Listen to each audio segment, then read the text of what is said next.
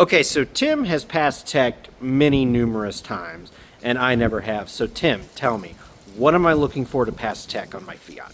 Okay, so we're gonna roll up, and first we can start with the outside. What we're gonna look for is four major things.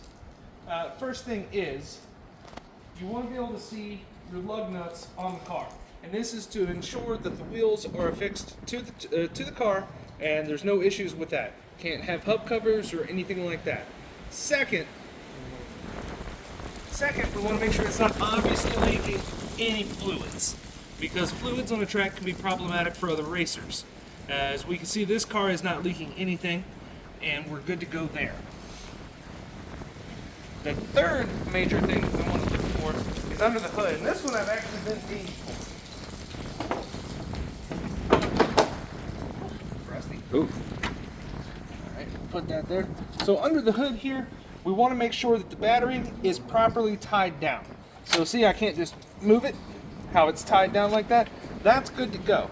First time I went to an autocross, they pulled my battery completely out of the tray, and I had to fasten it down with a tow strap. And, yeah, most of my vehicles are now fastened down with those just for safety purposes. But if we look under this engine bay, that battery's good. There's no obvious leaks under here. So everything is good to go. This will pass tech. And then if we close this, geez, find me every step of the way. The next thing we want to look for is you want to make sure that your car is completely cleaned out.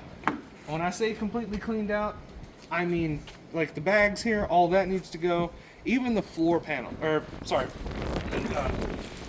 these right here, the mats, floor mats. That's the word I'm looking for. Floor mats need to come out. Everything needs to come out. You can't have anything inside the passenger compartment that could potentially fly and hit the driver, the passenger, come out of the car and get on the track.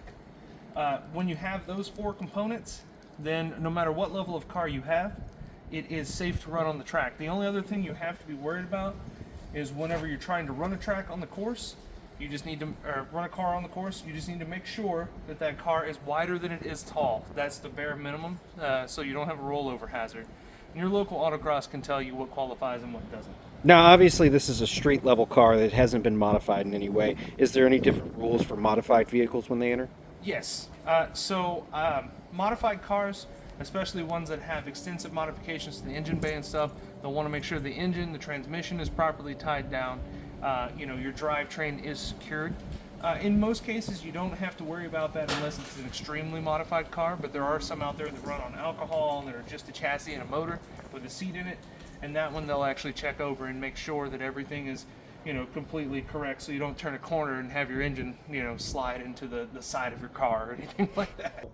Obviously, this is not a full, complete list of everything. This is just the basics to get you going. So always, always, always, when you're going to compete in an event like this, check your rule book. Make sure that you know everything that's going on. So thank you, Tim. We appreciate it. Yeah, thank you, everybody, for joining us. And as Johnny said, just check your rule book. It'll tell you as much you need to know, or consult someone if you're confused. Tune in next time.